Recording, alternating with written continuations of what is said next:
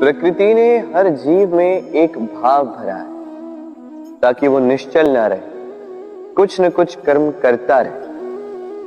और वो भाव है भूख।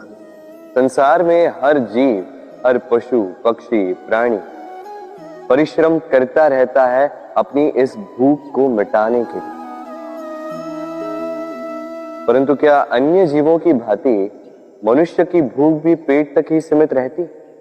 तन की भूख मिटाते मिटाते कब ये भूख मन और माया की तृष्णा में बदल जाती है पता ही नहीं चलता। और अधिकतर ये तृष्णा धन संग्रहित करने तक ही रह जाती। अपना जीवन जीना छोड़कर किसके लिए ये धन संग्रहित कर रहे हैं? आने वाली पीढ़ी के लिए। बड़ी विचित्र बात है। अपना जीवन जीना छोड़कर धन संग्रहित करते करते अपने जीवन का सुख भी मिटा रहे हैं और आने वाली पीढ़ी को कर्म करने से भी बाधित कर। पूत कपूत तो क्यों धन संचय, पूत सपूत तो क्यों धन संचय। अपनी संतान को संस्कार दीजिए, धन नहीं। यदि संतान संस्कारी हो तो अपना स्वयं का एक संसार बना लीजिए। यदि असंस्कारी हो तो आपका बना बनाया संसार यूं ही नष्ट कर दे। इसलिए जीवन में यदि कुछ संचय करना है तो ज्ञान संचय कीजिए, प्रेम संचय कीजिए और मेरे साथ प्रेम से कहिए राधे राधे। जीवन को रथ कहा जाता है, किंतु क्यों? अब आप कहेंगे कि इसलिए क्योंकि जीवन भी रथ की ही भांति चलता रहता है। किंतु कभी आपने इस रथ को समझने का प्रयास किया? रथ में आगे अश्व होते हैं और पीछे पहिए। ये अश्व आपके कर्म और ये पहिए कर्मफल। ये अश्व जहां जाते हैं ये पहिए उसी के पीछे पीछे आते हैं। यदि आपके अश्व यानी आपके कर्म शुभ सरल मार्ग पर चले तो आपकी यात्रा आनंदमयी होगी। यदि दुष्कर्म के बुरे पथ पर चलें तो आपकी यात्रा गड्ढों और झटकों से युक्त होगी। अब चयन आपका है, आप क्या चाहते हैं? आपकी यात्रा आनंदमयी हो या पीड़ादायी? अपने कर्मों के अश्वों को नियंत्रण में रखें। फल का पहिया सदैव आपको मधुर रास ही देगा। राधे राधे। बताइए श्रेष्ठ कौन? रेशम के धागे बनाने वाला या उन धागों को बुनकर वस्त्र बनाने वाला? निश्चित रूप से वस्त्र बनाने वाला। अब बताइए श्रेष्ठ क्या है? माटी को पूरे तट पर बिखेर कर रख देने वाली बाढ़ या उस माटी को समेट कर उसी से एक मूर्ति बनाने वाला मूर्तिकार? निश्चित रूप से मूर्तिकार। अब बताइए श्रेष्ठ कौन है? देवताओं और दानवों का वो दल जिन्हें अमृत प्राप्ति के लिए इस संसार में हलाहल फैला दिया, या वो महादेव जिन्होंने इस हलाहल को सूक्ष्म करके अपने कंठ में समाहित कर लिया? निश्चित रूप से महादेव श्रेष्ठ। इसी प्रकार संसार में छोटी छोटी बातों को बड़ा करने वाले श्रेष्ठ नहीं होते, क्योंकि छोटी छोटी नोकझोंकों को द्वंद्व में परिवर्तित करना बड़ा ही सरल है। किंतु श्रेष्ठ सदैव वो होता है जो बड़े से बड़े युद्ध को समझौता बनाकर समाप्त कर दे। राधे राधे। संसार में सबसे कठिन कार्य क्या है? कोई कहेगा पर्वत पर चढ़ना, कोई कहेगा तैरना, कोई कहेगा उड़ना। किंतु क्या ये वास्तव में कठिन है? असल में देखा जाए तो बस ये थोड़े भिन्न है। जो कर्म हमारे लिए करना थोड़े भिन्न हो हम उसे कठिन समझ लेते, जैसे तैरने की कला भिन्न है।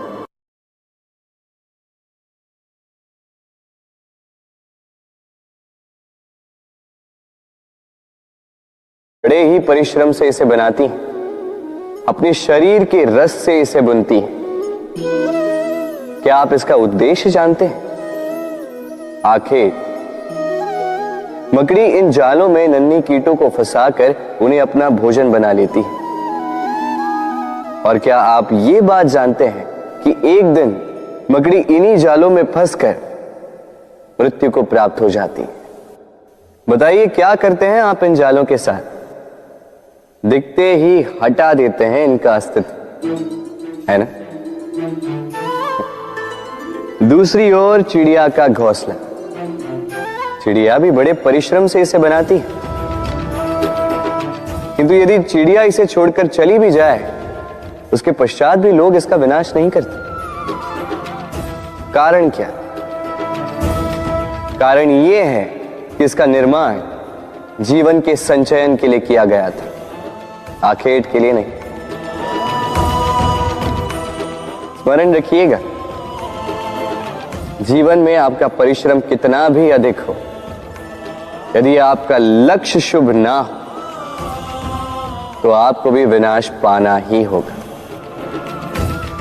तो सृजन करते रहिए और मगन होकर कहिए राधे राधे।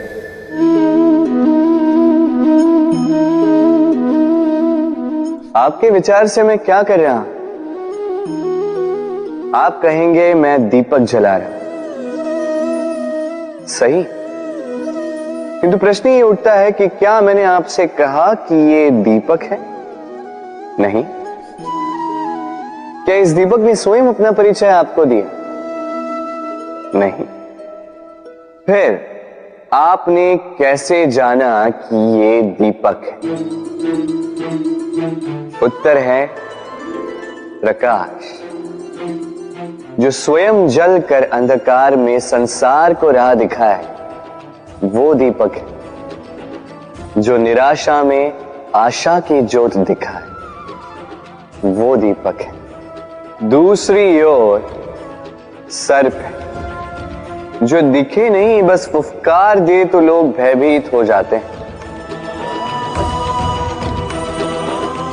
अर्थात व्यक्ति का परिचय उसके कर्मों से मिलता है, इसलिए आपको यह बताने की आवश्यकता नहीं कि आप कौन हैं। ये आपके कर्म ही निश्चित करेंगे कि लोग आपसे दीपक समझकर प्रेम करेंगे या सर्प समझकर भयभीत रहेंगे।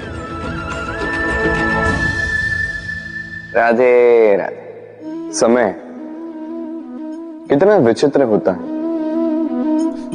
समय हमारे साथ हो तो हम स्वयं को राजा मान लेते हैं, वही समय यदि विरुद्ध हो जाए तो रंक बनने में समय नहीं लगता। इसलिए मनुष्य की एक आदत होती है,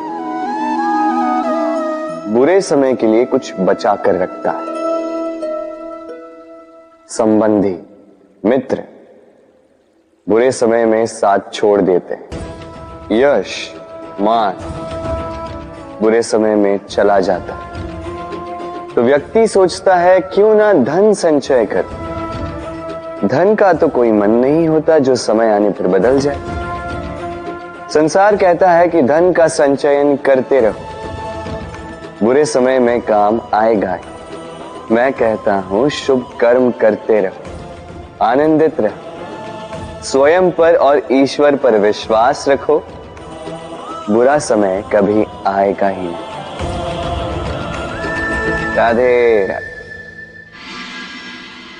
प्रकृति ने मनुष्य को एक विशेष शक्ति दी है, अन्य जीवों से अधिक शक्ति दी,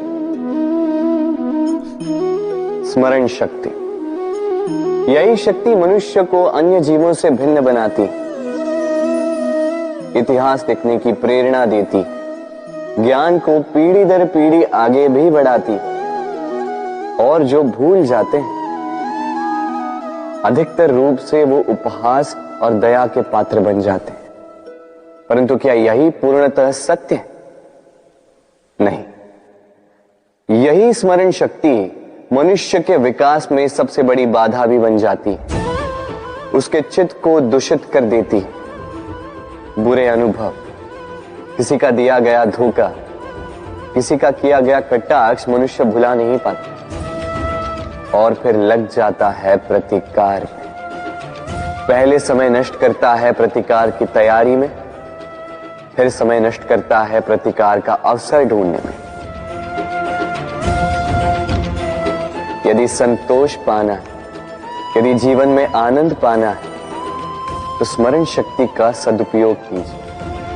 अपनी स्मरण शक्ति को केंद्रित कीजिए केवल अच्छी बातों और अच्छी यादों की ओर। जीवन में प्रसन्नता आए। राधे राधे। मनुष्य अपने परिवार के लिए क्या कुछ नहीं करता, दिन रात परिश्रम करता है ताकि अपने परिवार की आवश्यकता पूर्ति के लिए धन कमा सके। परंतु क्या केवल धन कमाना पर्याप्त है? आप कहेंगे हाँ, क्यों नहीं। धन से सब कुछ मिलता है, विद्या मिलती है, घर मिलता है, औषधि मिलती है, क्या कुछ नहीं मिलता। ये सब एक सीमा तक ठीक है, किंतु तनिक मन से सोच के देखिए, जब बालक रोगी होता है तो वो उस कड़वी औषधि को क्यों पी लेता? इसलिए क्योंकि उसके पिता ने उस औषधि को धन से खरीदा? नहीं, बल्कि इसलिए क्योंकि उसके सामने खड़ा उसका पिता, उसे उन पर विश्वास है। विश्वास है कि वो उसे कुछ नहीं होने देंगे। ये विश्वास, ये संस्कार, ये सीख कभी धन से नहीं मिलती। ये मिलती है उस समय से जो माता पिता ने अपने संतान के साथ बिताया। इसलिए जीवन में धन अवश्य कमाई, किंतु अपने परिवार को भी समय दीजिए, प्रसन्नता मिलेगी। राधे राधे। मुझे बताइए, इस दीवार को तोड़ने का क्या लाभ है? यदि किसी संबंध में संदेह घर कर लेता है तो आए दिन शत्रुता की स्थिति बनी रहती है। कल कोई और कारण बन सकता है इस दीवार के पुनः बनने का। तो क्या पुनः इस दीवार को बनाएंगे काका? संबंध की पवित्रता वैसी होनी चाहिए जैसे एक माता और संतान के प्रेम में होती है, निश्चल, निर्दोष, कि बात केवल रूठने मनाने तक ही सीमित रहे।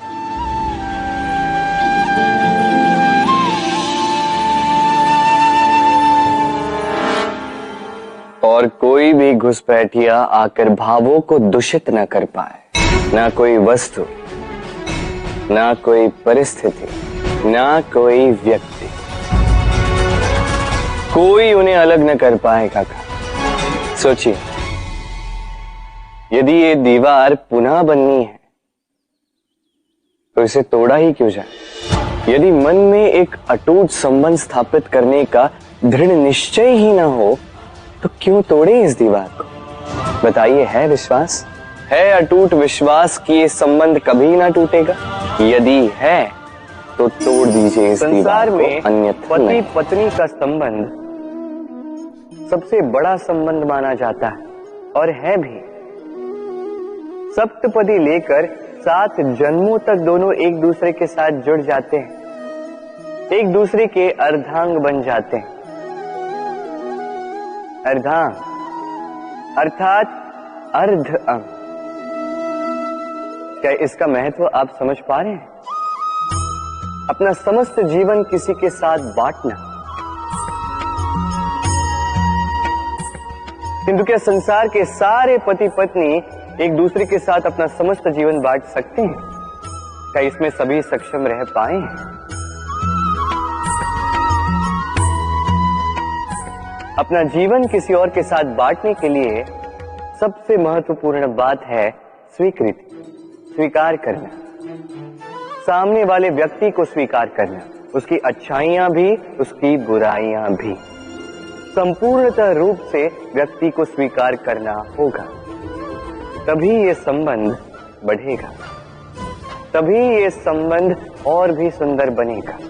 एक दूसरे के दोष ढूंढना, उन्हें गिनाना, ये केवल और केवल एक ही कार्य करता है, इस संबंध के जीवन का नाश करता है। बस बदले में होना ये चाहिए, एक दूसरे के दोष समझकर उन्हें आभास करवाए बिना उन्हें सुधार देना चाहिए, उनकी कमियों को उनकी शक्ति बना देनी चाहिए। यही तो होता है दाम्पत्य, यही होता है बुराइयों का दमन, और यही होता है गुणों का उदय। राधे राधे।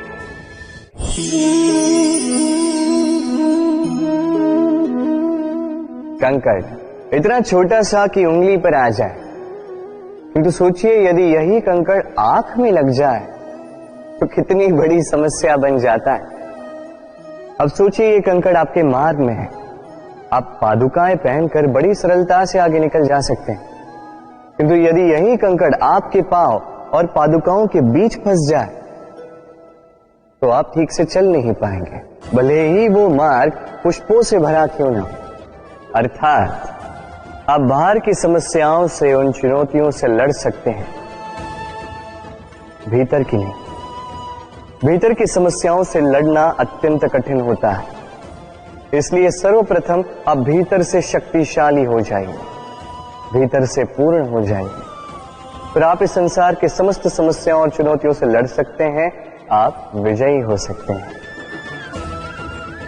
राधे राधे। प्रेम, ये प्रेम इस संसार में किसे नहीं भाता, हर किसी ने प्रेम का अनुभव किया ही, हर कोई जानता है ये प्रेम कितना सुंदर है, क्यों ना? ये प्रेम भाव इस संसार में सबसे शक्तिशाली भाव। अब हर शक्ति के साथ आते हैं कुछ उत्तरदायित्व। अब जैसे ही ये उत्तरदायित्व हमारे जीवन में आते हैं, हम सर्वप्रथम प्रेम को भूल जाते हैं, फिर हमें ये प्रेम, ये बोझ लगने लगता है। किंतु इस संसार का सत्य तो यही, हर प्रसन्नता के साथ उत्तरदायित्व आएंगे जिसका पालन हमें करना ही होगा। अब यदि मैं आपको उदाहरण दूं, आपके बगीचे में आप चाहते हैं कि एक सुंदर सा पुष्पों से भरा हुआ वृक्ष आए, तो सर्वप्रथम उसके लिए आपको जल और धूप का आयोजन करना होगा, उसके जड़ों पर दीमक ना लगे ये आपको सुनिश्चित करना होगा, उसके आसपास उगी खरपतवार वो आपको हटानी होगी, उसी के पश्चात तो आपके उस बगीचे में वो सुंदर पुष्पों से भरा वृक्ष आएगा। क्यों? इसी प्रकार होता है प्रेम भी। सर्वप्रथम आपको इसमें समर्पण का खाद जल डालना होगा, अविश्वास और संदेह, इसकी खरपतवार आपको हटानी होगी, और विश्वास की ये जड़ें कभी ना दुर्बल पड़े ये आपको सुनिश्चित करना होगा। उसी के पश्चात प्रेम का वास्तविक सुख आप अनुभव कर पाएंगे। राधे राधे। प्रेम, प्रेम क्या है सभी जानते हैं। सामान्य रूप से ये प्रेम आकर्षण से प्रारंभ होता है और इसमें कुछ भी बुरा नहीं है। महत्वपूर्ण बात यह है कि इस प्रेम का लक्ष्य क्या है। जिससे आपने प्रेम किया उसे पा लेना या ना पाने के कारण स्वयं को विचलित कर इस संसार से मुख मोड़ लेना। यदि कोई इन दोनों विकल्पों में से कोई एक चुनता है तो आपको बता दो, ये दोनों ही प्रेम का अंत है। प्रेम का असली अर्थ है समर्पण, संपूर्ण निस्वार्थ समर्पण। ऐसा प्रेम जिसमें जिनसे आपने प्रेम किया उसको पाने की प्रसन्नता आपका लक्ष्य नहीं, जिनसे आपने प्रेम किया उसे प्रसन्न करना आपका लक्ष्य हो। ये प्रेम ईश्वर है, किंतु यदि इस प्रेम में पूर्णतः समर्पित नहीं होंगे तो इस प्रेम में एक आकार नहीं हो पाओगे। किंतु यदि इस प्रेम में स्वयं को पूर्णतः समर्पित कर दिया तो समझो इसी प्रेम में आप ईश्वर पाओगे। राधे राधे। सम्मान, संबंध दोनों एक दूसरे के साथ ऐसे जुड़े हैं जैसे दीपक और बाती। ना कोई कम है ना कोई अधिक, दोनों का अधिकार समान होना चाहिए, जैसे पति पत्नी का संबंध। अब इसमें पति का अर्थ स्वामी नहीं, साथी। उसका कर्तव्य है साथ देना, आदेश देना नहीं। और ये संबंध सहकार से बनता है, अधिकार से नहीं। हाथ बढ़ाने से बढ़ता है, उंगली उठाने से नहीं। यदि इस संबंध में एक दूसरे का मान रखोगे, एक दूसरे का सम्मान करोगे, तभी ये संबंध बढ़ेगा, तभी ये संबंध अभिमान योग्य बनेगा। राधे राधे। सूर्य की किरणें कितनी दिव्य होती हैं ना। प्रतीत ही नहीं होता कि ये सूर्य रात्र भर अंधकार से जूझ रहा था। ये सूर्य प्रतिदिन उदित होता है, ये भुलाकर कि पिछली सांझ में ये डूब गया था। फिर से उदित होता है, सारे संसार को प्रकाश देता है। यही अंतर है हम में और सूर्य में। सूर्य बीती को बिसार कर आगे बढ़ता है, हम प्रतिदिन भोर में उठते हैं, वही पुरानी बातों को साथ लेकर चलते हैं, उसी कड़वाहट में स्वयं को लपेट लेते हैं। अब यही बीती बातों की श्रृंखला हमें जीवन में आगे बढ़ने ही नहीं देती। देखिए, यही जीवन है। भूल सबसे होती है, अपयश सबको मिलता है, सबकी यात्रा में असफलता लिखी है, सभी बुरे दिन देखते हैं। किंतु इन सारी बातों को भुलाकर जब जीवन में आगे बढ़ोगे, तभी तो इस संसार में, इस आकाश में सूर्य बनकर चमकोगे, तभी तो इस संसार को प्रकाश दोगे। इसलिए प्रतिदिन जागिए, एक नए जन्म के साथ, एक नए उत्साह के साथ, एक नए लक्ष्य के साथ। क्योंकि ये बीती बातें आपको पीड़ा देने के लिए नहीं, केवल शिक्षा देने के लिए होती हैं।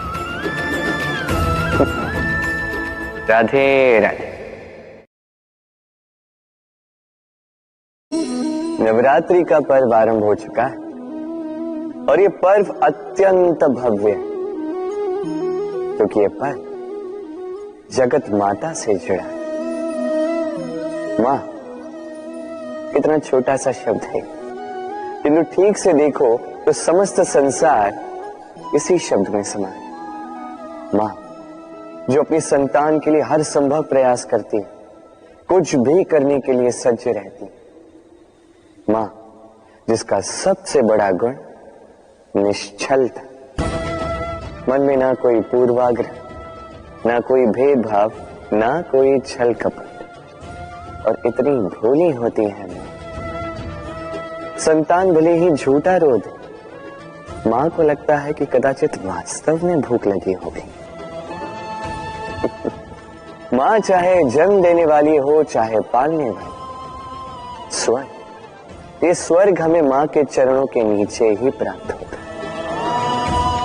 इसी मां को हमारा शत शत प्रणाम। राधे। सहनशीलता मां का दूसरा सबसे बड़ा गुण।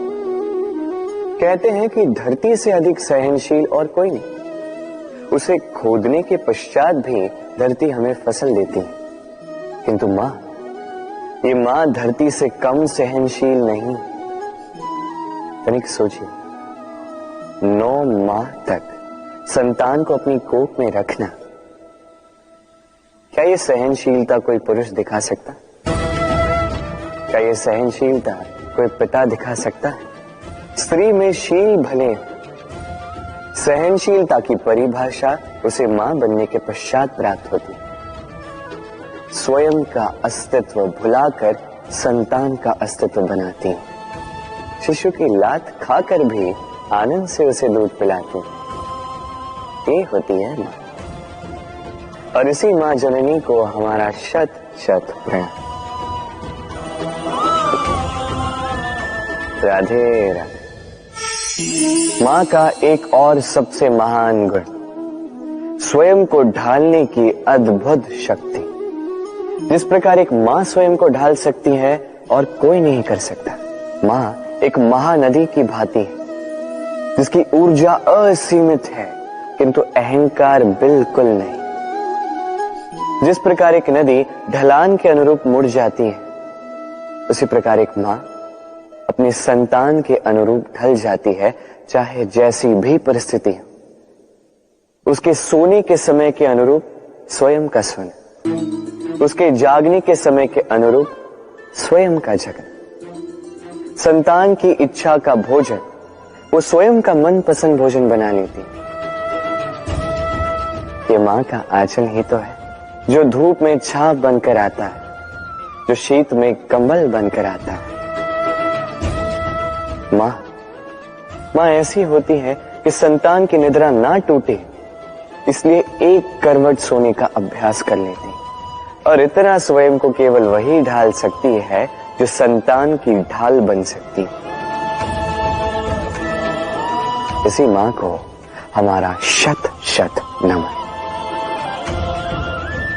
राधे राधे। मां के दो और सबसे महान गुण, साहस और संबल।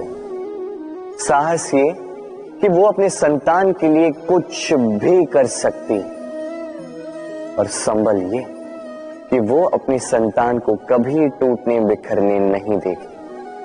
तनिक सोचिए, जब भी आपको चोट लगती है, चीख से पूर्व मां का नाम मुख में क्यों आता है? तनिक सोचिए, जब आपको बल की आवश्यकता होती है, साहस की आवश्यकता होती है, आगे आप अपना मार्ग देख रहे हैं जो अत्यंत कठिन प्रतीत हो रहा है, तब मुख से मां की ही शपथ क्यों निकलती?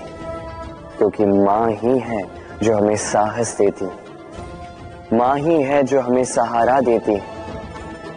मां जानती है कैसे हमारी उंगली पकड़ के हमें चलना सिखाना है। मां ये भी जानती है कि कैसे कान पकड़ के हमें उचित मार्ग पर लाना है। इसी साहसी मां को हमारा शत शत नमन। राधे राधे। कभी आपने सुना है, हिरणी सिंह से बचने के स्थान पर उससे जाके लड़ पड़ी। हिरणी ने सिंह पर आक्रमण कर दिया। कभी सुना है? कभी नहीं। किंतु ऐसा हो सकता है, ऐसा होता भी है, और ये होता तब है जब हिरणी के शावक संकट में हो। जब उन्हें सिंह से प्राणों का संकट हो, तब हिरणी भी आके सिंह से लड़ पड़ती है, उससे भिड़ पड़ती है, क्योंकि वो मां है और मां अपनी संतान के लिए कुछ भी कर सकती है। ये ममता है, ये जितनी कोमल हो सकती है उतनी ही कठोर भी हो सकती है, और अपनी संतान के हित के लिए वो क्रोध की पराकाष्ठा पार करते हुए अपनी संतान की सुरक्षा करके ही रहेगी। और इसीलिए तो मां संतान के जीवन की सबसे बड़ी ढाल कहलाती।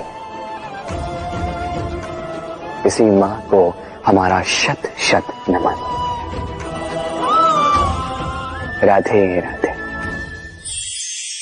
करुणा, करुणा वो भाव है जिससे संसार के सारे भाव जन्म लेते हैं, और ये समस्त संसार ये मां से जन्म लेता है। मां वो व्यक्ति है जो करुणा का सागर है। संतान को देखकर ही समझ जाती है कि उसकी विडंबना क्या है, उसकी आवश्यकता क्या है। संतान के नेत्रों में यदि अश्रु दिखे, वो देखकर ही समझ जाती है कि उसके शरीर के कौन से भाग में उसे चोट लगी है। संतान के बिना कहे मां समझ जाती है कि आज भोजन में संतान क्या खाएगी। ये होती है मां। मां करुणा का सबसे बड़ा रूप है। और आज के युग में मनुष्य जो है थोड़ा भी आगे क्यों ना निकल जाए, मां को तो पीछे ही छोड़ देता, मां को भूल ही जाता है। ये भूल आप कभी ना करें, कभी ना करें, क्योंकि मां वो करुणा है तो यदि आपके जीवन से चली गई उसके पश्चात आप जीवन अवश्य जिएंगे, किंतु कभी जीवन जी नहीं पाएंगे। उसके पश्चात आपके जीवन से आपका ये मूल्य, आपके जीवन से करुणा का ये भाव, ये भी आप खो दोगे। आपकी मां सबसे अधिक महत्वपूर्ण है। यदि मां को खो दिया तो समझ लीजिए सब कुछ खो दिया।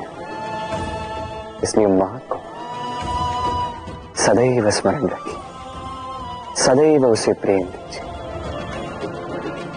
और मेरे साथ कहिए राधे राधे। आज विजयदशमी, वो दिन है जब श्री राम ने रावण का वध किया। वो दिन है जब श्री राम ने लंका पर विजय प्राप्त की। लोग कहते हैं कि ये अच्छाई की बुराई पर विजय का प्रतीक है। इसे देखने का एक और रूप भी है। जी हां, ये प्रेम के विजय का भी प्रतीक है, ये परिवार के विजय का भी प्रतीक है। आपको तो ज्ञात होगा ही कि रावण महाज्ञानी था, महाशक्तिशाली था, महादेव का परम भक्त था रावण। अब जो व्यक्ति कैलाश पर्वत उठा सकता था, वो व्यक्ति स्वयं एक कटे हुए वृक्ष की भांति श्री राम के चरणों में गिरा हुआ था। क्यों? क्योंकि राम के साथ लक्ष्मण था, वही रावण के साथ विभीषण भी नहीं था। एक और परिवार में बढ़ता प्रेम था तो दूसरी ओर परिवार में बढ़ती दरार। स्मरण रखिए, यदि संसार पर विजय प्राप्त करनी है तो सर्वप्रथम परिवार में प्रेम बनाए रखना होगा। परिवार में केवल प्रेम बढ़ाइए, द्वेष कभी नहीं। आप सदैव सुखी रहेंगे और जीवन की हर बाधा पर आप विजय प्राप्त करेंगे। राधे राधे। देखिए, कल जो आने वाला है उसके लिए आज को व्यर्थ करना अनुचित है। हमें इस प्रकृति से यही सोच, यही सीख पानी चाहिए। आज का ये क्षण, ये कल नहीं आएगा, और कल जो क्षण आने वाला है वो आज को किसी भी प्रकार से प्रभावित नहीं करता। बस इसी सीख को ध्यान में रखते हुए आप सभी निश्चिंत रहिए। जीवन क्या है ये जीवन? हम जन्म लेते हैं, बड़े होते हैं, हमारे माँ बाप हमें पालते हैं, फिर उनके धन से हमारा बालपन बीतता, फिर हम बड़े होते हैं, हम विवाह कर लेते हैं, हमारी संतानें होती हैं, हम उनको पालते हैं, फिर हम वृद्ध हो जाते हैं और एक दिन इस संसार से चले जाते हैं। क्या यही जीवन है? आता होगा ये प्रश्न मन में कई बार, है ना? अब तनिक जल की यात्रा देखिए। सागर से भाप बनकर उठता है, मेघ बनकर बरसता है, फिर नदी बनकर पुनः सागर में समावेश करता है। तो कभी ये प्रश्न नहीं करता कि उसका जीवन क्या है, उसका उद्देश्य क्या है। हर भाव जीता है और दूसरों के लिए जितना बन सके देता जाता। जब सागर में होता है तो असंख्य जल जीवों को जीवन देता है। जब सागर से भाप बनकर मेघ बनता है तो किसानों को आशा देता है कि फसल पुनः उपजेगी। जब वर्षा बनकर बरसता है तो इस सूखी प्यासी धरा को सींचता है। और जब नदी में होता है तो किनारों पर वनस्पतियों को जन्म देता है। तो सोचिए, क्या जल कभी ये सोचता होगा कि उसका जीवन क्या है, उसके जीवन का उद्देश्य क्या है? वो बस अपना धर्म करता जाता और जितना हो सके सबको आनंद देता जाता। इसलिए जीवन में कभी ये प्रश्न मत कीजिएगा कि ये जीवन क्या है, इस जीवन का उद्देश्य क्या है। बस इस जीवन को जिए और जितना हो सके उतना सबको आनंद दे। मन प्रसन्न होकर बोलेगा राधे राधे। कभी वर्षा के कारण बने कीचड़ से होकर आप अपने घर गए? पादुका पहनने के कारण आप उस कीचड़ से तो बच जाते, किंतु उन पादुकाओं द्वारा उड़ने वाली कीचड़ की बूंदें आपके वस्त्रों को मैला कर ही देती। किंतु फिर भी उन बूंदों से आपके वस्त्र मैले हो जाएंगे, इस कारण से आप पादुका पहनना तो नहीं छोड़ते। इसी प्रकार जीवन में कुछ ऐसे लोग भी आते हैं पादुका की भांति, जो आपको कीचड़ से तो बचा लेते हैं, किंतु वस्त्र रूपी आपके मन पर शंका के दाग लगा ही जाते हैं। इन लोगों के कारण से मन को खिन्न करने की आवश्यकता नहीं। आवश्यक है ये सोचना कि आपको आपके पांव कीचड़ से बचाने या आपके वस्त्र। जीवन में गंभीर होना अच्छी बात है, किंतु हर बात को यदि गंभीरता से लेने लगोगे तो जीवन का आनंद समाप्त हो जाएगा। ये संसार अनित्य है, यहां पे ऐसा कुछ भी नहीं जो सदा के लिए जीवित रहेगा। तो जब तक ये जीवन है, संतोष और आनंद से जिए। स्वयं पर छिटकने वाले कीचड़ पर ध्यान ना दें, बस आनंद बांटते रहें। मन प्रसन्न होकर बोले राधे राधे। व्यक्ति को जब अपने प्रेम को खो देने का भय होता है तो वो अपने प्रेम को इतने कस के पकड़ कर रखता है कि प्रेम को ही पीड़ा होने लगती है। प्रेम पा तो लेता है, किंतु उसे कैसे सहेजना है ये जब उसे नहीं समझ आता, तब वो उस प्रेम पर स्वामित्व पाने का प्रयास करता है और यहीं जन्म लेती है असुरक्षा की ये भावना, ईर्ष्या। जब एक लंबे वियोग के पश्चात दो प्रेमी एक दूसरे से पुनः मिलते हैं तो सबसे पहला भाव जो उनके मन में आता है वो ये कि कैसे एक क्षण के लिए भी अपने प्रेमी को स्वयं से दूर न जाने दो, कैसे अपने जीवन का एक एक क्षण अपने प्रेमी के साथ बिता। प्रयास ये रहता है दाऊ, इन दो प्रेमियों के मध्य में कोई भी ना आ पाए, और जब ये नहीं हो पाता तब जागती है ईर्ष्या, परीक्षा। एक ऐसी व्यवस्था जिससे मुझे, आपको, सबको कहीं ना कहीं दो चार होना ही पड़ता है। स्मरण कीजिए अपना बालपन। आप परीक्षा देने बैठे हैं। अब कुछ बालक ऐसे होते हैं जो वर्ष भर परिश्रम करते हैं, पढ़ते हैं, मन से परीक्षा देते हैं। कुछ बालक ऐसे होते हैं जो अपने आसपास बैठे बालकों की नकल करते हैं और परीक्षा में उत्तीर्ण भी हो जाते हैं। बुरा लगता है ये सोचकर कि कोई बिना किसी परिश्रम के परीक्षा में उत्तीर्ण कैसे हो सकता है, किंतु स्मरण रखिएगा, जो नकल करते हैं वो परीक्षा में उत्तीर्ण हो सकते हैं, सफल नहीं, क्योंकि वो नकल करते हैं बिना प्रश्न को समझे, बिना उत्तर का तरीका निकाले। यही हमारे साथ भी होता है। हम हमारे जीवन में दूसरों को देखते हैं, उनकी नकल करते हैं, उनकी भांति बनने का प्रयास करते हैं, किंतु ना हमारे जीवन में सफलता आती है ना आनंद आता है। क्यों? क्योंकि हम एक विशेष बात भूल जाते हैं कि प्रत्येक मनुष्य का व्यक्तित्व भिन्न होता है। आप दूसरों की नकल करके अपना जीवन व्यतीत कर सकते हैं,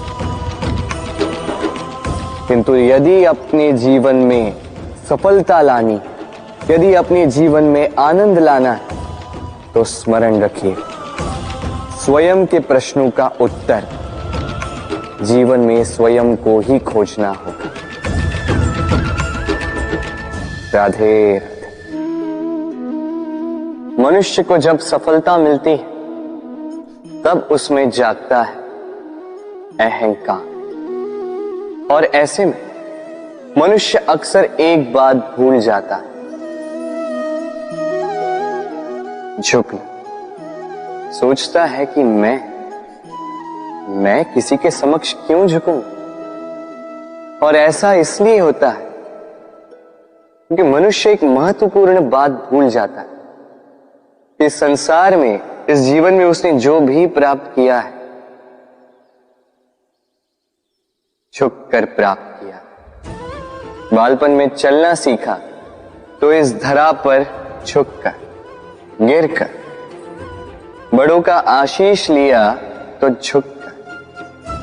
किसान को फसल काटने के लिए झुकना पड़ता, कुएं से पानी निकालने के लिए पात्र को झुकना पड़ता है। भगवान से आशीर्वाद प्राप्त करने के लिए उनके समक्ष झुकना पड़ता है। आंधियों में वृक्ष सुरक्षित कैसे रहते? झुककर। सम्मान कैसे पाया जाता है? झुककर। किसी के समक्ष झुकने का अर्थ स्वयं का आत्मसम्मान खो देना नहीं, उसका अर्थ होता है विनम्र। हम मनुष्य हैं और इस आकाश की ऊंचाइयों तक पहुंचने के लिए हमें किसी पक्षी की भांति पंखों की आवश्यकता नहीं। बस जितना झुकेंगे उतना ही ऊपर उठेंगे। राधे राधे। आप इस संसार में ऐसे कई लोगों को जानते होंगे जिन्हें आप स्वार्थी मानते हैं, जो आवश्यकता पड़ने पर ही आपको स्मरण करते हैं, अन्यथा वर्षों तक कहीं दिखाई भी नहीं देते, किंतु जैसे ही उनकी आपके सहायता की आवश्यकता पड़ती है, हाथ जोड़कर आपके सामने सज्ज रहते। बड़ा क्रोध आता है ना इनको, मन खिन्न हो जाता, मन से ये स्वर निकलता है कि इस व्यक्ति की सहायता ना करें, किंतु आप ऐसा कभी मत कीजिए। आप सोचेंगे क्यों कह रहा हूं मैं ऐसा? स्मरण रखिएगा, दीपक का स्मरण व्यक्ति केवल तभी करता है जब अंधकार गहरा हो जाता है। उसे स्वार्थी मानकर स्वयं व्याकुल ना हो, स्वयं को दीपक मानकर आनंदित होइए। भाग्यवान समझिए खुद को कि किसी को आवश्यकता पड़ने पर आपकी याद आए, कि आप इस संसार में किसी की सहायता करने योग्य हैं। इस जीवन में किसी के स्वार्थी होने से स्वयं का दृष्टिकोण न बदले। बस ये दृष्टि रखिए,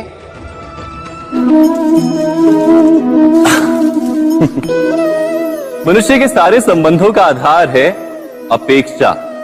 पति कैसा हो जो मेरा जीवन सुख और सुविधा से भर दे, पत्नी कैसी हो जो सदैव मेरे प्रति समर्पित रहे, संतान कैसी हो जो मेरी सेवा करे, मेरा आदेश माने।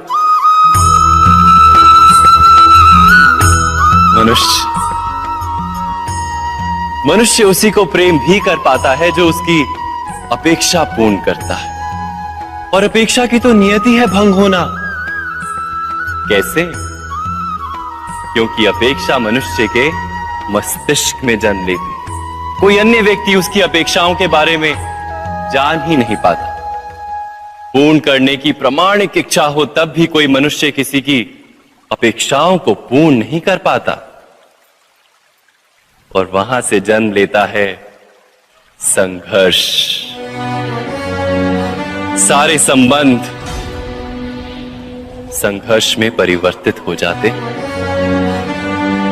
पर मनुष्य अपेक्षा को संबंध का आधार ना बनाए और स्वीकार करे केवल संबंध का आधार, तो क्या ये जीवन स्वयमेव सुख और शांति से नहीं भर जाएगा? स्वयं विचार कीजिएगा।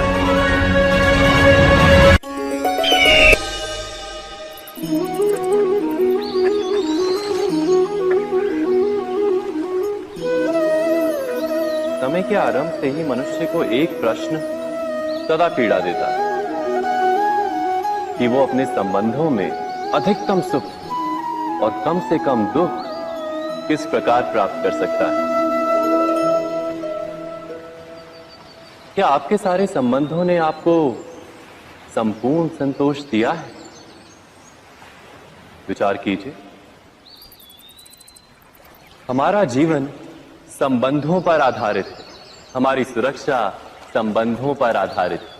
इसी कारण हमारे जीवन के सारे सुखों का आधार भी संबंध है। किंतु फिर भी हमें संबंधों में ही अधिकतर दुख क्यों प्राप्त होते हैं? सदा ही संघर्ष भी संबंधों से ही उत्पन्न क्यों हो जाते हैं? कभी विचार किया है? जब कोई व्यक्ति किसी अन्य व्यक्ति के विचार अथवा कार्य को स्वीकार नहीं करता, उसमें परिवर्तन करने का प्रयत्न करता है, तो संघर्ष जन्म लेता है। अर्थात जितना अधिक अस्वीकार उतना ही अधिक संघर्ष, और जितना अधिक स्वीकार उतना ही अधिक सुख। क्या ये वास्तविकता नहीं? यदि मनुष्य स्वयं अपनी अपेक्षाओं पर अंकुश रखे, अपने विचारों को परखे, किसी अन्य व्यक्ति में परिवर्तन करने का प्रयत्न ना कर स्वयं अपने भीतर परिवर्तन करने का प्रयास करे, तो क्या संबंधों में संतोष प्राप्त करना इतना कठिन? अर्थात क्या स्वीकार ही संबंध का वास्तविक अर्थ नहीं?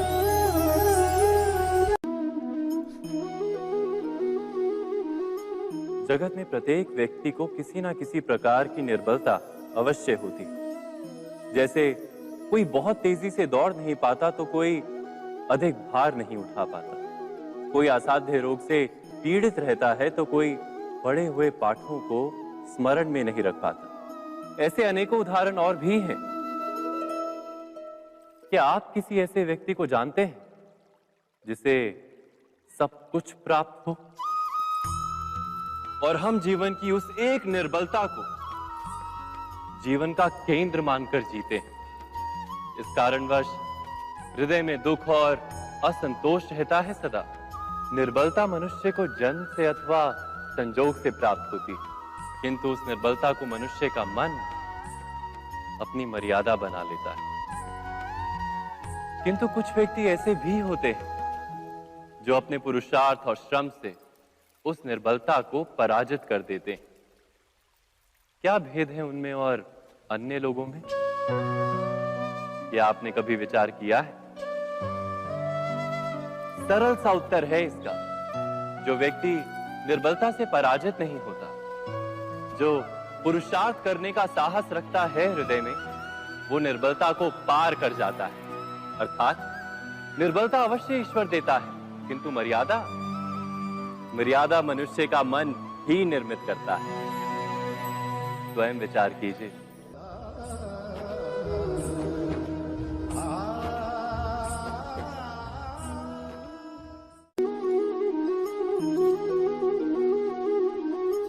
भविष्य का दूसरा नाम है संघर्ष।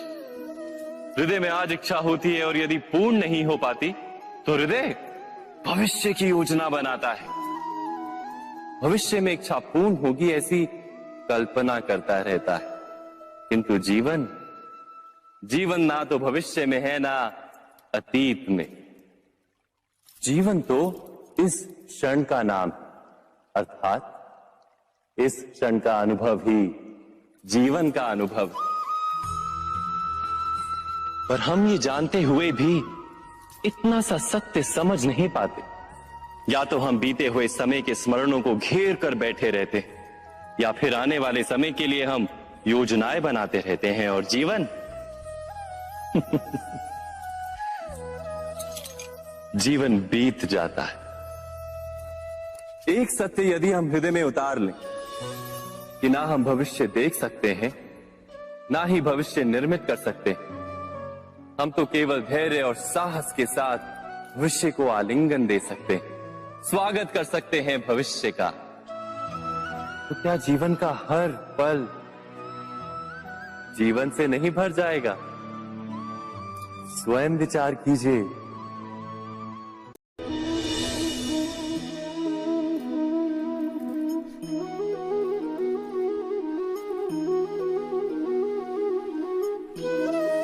ज्ञान प्राप्ति सदा ही समर्पण से होती है, यह हम सब जानते हैं। किंतु समर्पण का वास्तविक महत्व क्या है? क्या हमने कभी विचार किया? मनुष्य का मन सदा ही ज्ञान प्राप्ति में विभिन्न बाधाओं को उत्पन्न करता है।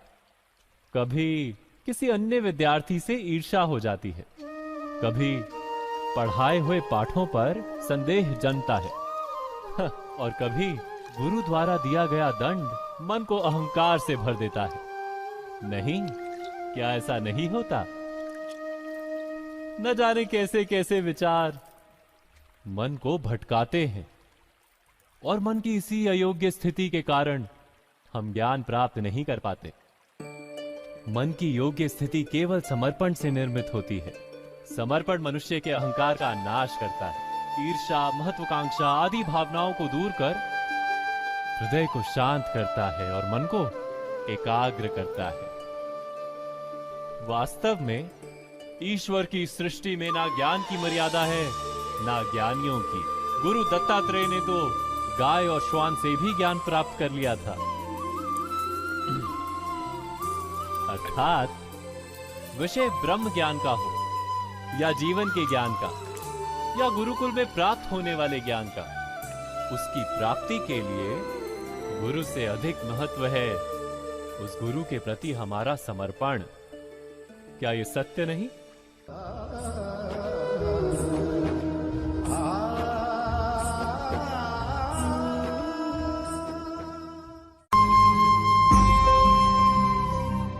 प्रत्येक मनुष्य के जीवन में ऐसा क्षण अवश्य आता है जब सारे स्वप्न, सारी आशाएं, सारे दृश्य ध्वस्त हो जाते हैं। जीवन के सारे आयोजन ही बिखर जाते हैं। एक और धर्म होता है और दूसरी ओर सुख। इसी को धर्म संकट कहते हैं। जब धर्म का वहन ही संकट हो और धर्म का त्याग ही सुख हो। विचार कीजिए, कभी किसी स्वजन के विरुद्ध सत्य बोलने का अवसर प्राप्त हो जाता है, कभी ठीक दरिद्रता के समय सरलता से चोरी करने का मार्ग प्राप्त हो जाता है, कभी किसी शक्तिशाली राजनेता या राजा के कर्मचारी का अधर्म प्रकट हो जाता है। सबके जीवन में ऐसी घटना बनती ही रहती है। अधिकतर लोग ऐसे किसी क्षण को धर्म संकट के रूप में जान ही नहीं पाते। हमें किसी प्रकार के संघर्ष का अनुभव ही नहीं होता। सहजता से सुख की ओर खींचे चले जाते हैं, जैसे मक्खी गुड़ की ओर खींची चली जाती।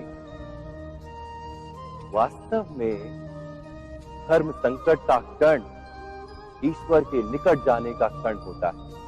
यदि हम संघर्षों से भयभीत ना हो, सुख की ओर आकर्षित ना हो, अपने धर्म पर दृढ़ रहे, तो ईश्वर का साक्षात्कार दूर नहीं।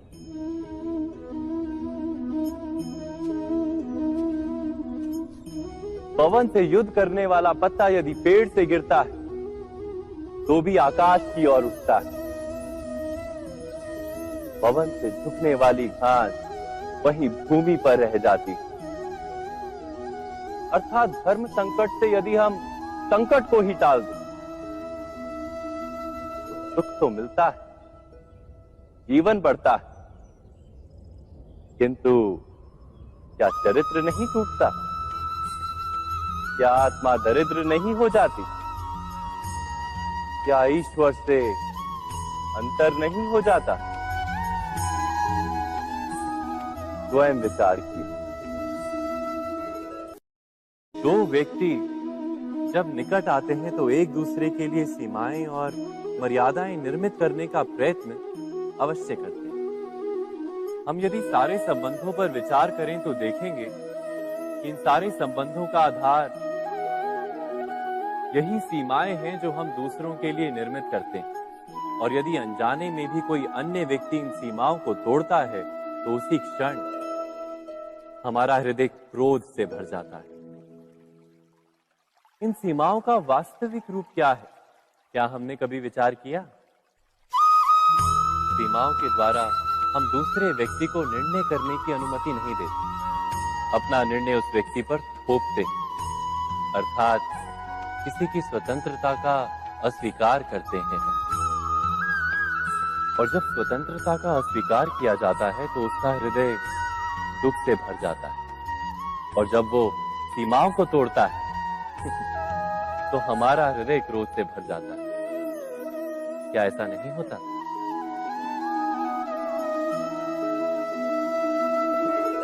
पर यदि एक दूसरे की स्वतंत्रता का सम्मान किया जाए तो किसी मर्यादाओं या सीमाओं की आवश्यकता ही नहीं होती।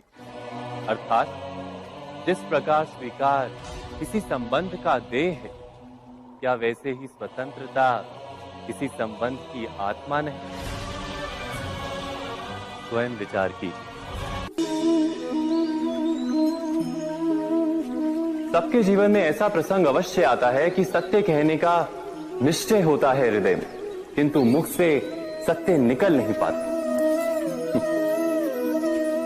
कोई भय मन को घेर लेता है। किसी घटना अथवा प्रसंग के बारे में बात करना या फिर स्वयं से कोई भूल हो जाए उसके बारे में कुछ बोलना, क्या ये सत्य है? नहीं, ये तो केवल तथ्य है। अर्थात जैसा हुआ था वैसा केवल बोल देना सामान्य सी बात।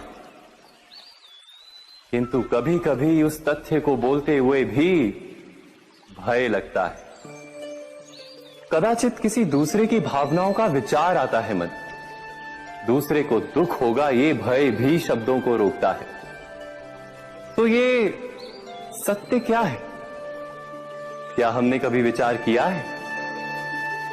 जब भय रहते हुए भी कोई तथ्य बोलता है तो वो सत्य कहलाता है। वास्तव में सत्य कुछ और नहीं, केवल निर्भयता का दूसरा नाम है। और निर्भय होने का कोई समय नहीं होता, क्योंकि निर्भयता आत्मा का स्वभाव है। अर्थात क्या प्रत्येक क्षण सत्य बोलने का क्षण नहीं होता?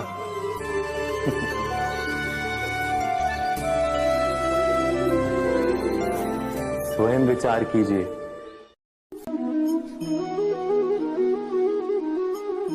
श्रेष्ठता का क्या अर्थ है? श्रेष्ठता का अर्थ है दूसरों से अधिक ज्ञान प्राप्त करना। अर्थात मूल्य इस बात का नहीं कि स्वयं कितना ज्ञान प्राप्त किया, मूल्य इस बात का है कि प्राप्त किया हुआ ज्ञान अन्य लोगों से कितना अधिक है। अर्थात श्रेष्ठता की इच्छा ज्ञान प्राप्ति को भी एक स्पर्धा बना देती है। और स्पर्धा में विजय अंतिम कब होती है?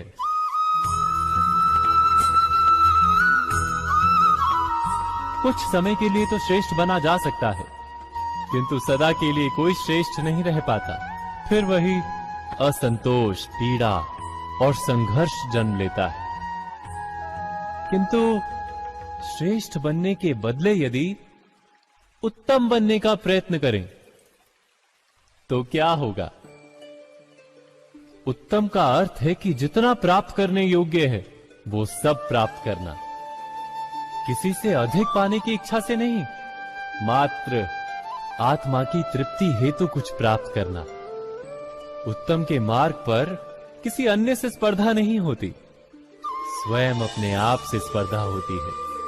अर्थात उत्तम बनने का प्रयत्न करने वाले को देर अबेर सारा ज्ञान प्राप्त हो जाता है, बिना प्रयत्न के ही वो श्रेष्ठ बन जाता है। किंतु जो श्रेष्ठ बनने का प्रयत्न करता है वो श्रेष्ठ बने या ना बने, उत्तम कभी नहीं बन पाता।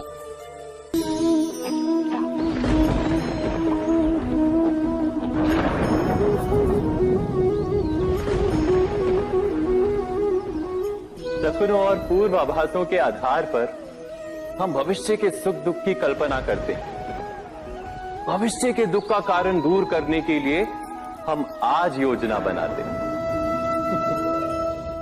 किंतु कल के संकट को आज निर्मूल करने से हमें लाभ मिलता है या हानि पहुंचती है, ये प्रश्न हम कभी नहीं करते। सत्य तो ये है कि संकट और उसका निवारण साथ जन से, व्यक्ति के लिए भी और सृष्टि के लिए भी। नहीं, आप अपने भूतकाल का स्मरण कीजिए, इतिहास को देखिए, आप तुरंत ही ये जान पाएंगे कि जब जब संकट आता है तब तब उसका निवारण करने वाली शक्ति भी जन्म लेती है। यही तो जगत का चलन है। वस्तुतः संकट ही शक्ति के जन्म का कारण है। प्रत्येक व्यक्ति जब संकट से निकलता है तो एक पद आगे बढ़ा होता है, अधिक चमकता है, आत्मविश्वास से अधिक भरा होता है, न केवल अपने लिए अपितु विश्व के लिए भी। क्या ये सत्य नहीं? वास्तव में संकट का जन्म है एक अवसर का जन्म, अपने आप को बदलने का, अपने विचारों को ऊंचाई पर करने का अवसर, अपनी आत्मा को बलवान और ज्ञान मंडित बनाने का अवसर। जो ये कर पाता है उसे कोई संकट नहीं होता, किंतु जो ये नहीं कर पाता वो तो स्वयं एक संकट है विश्व के लिए। विचार कीजिए। राधे।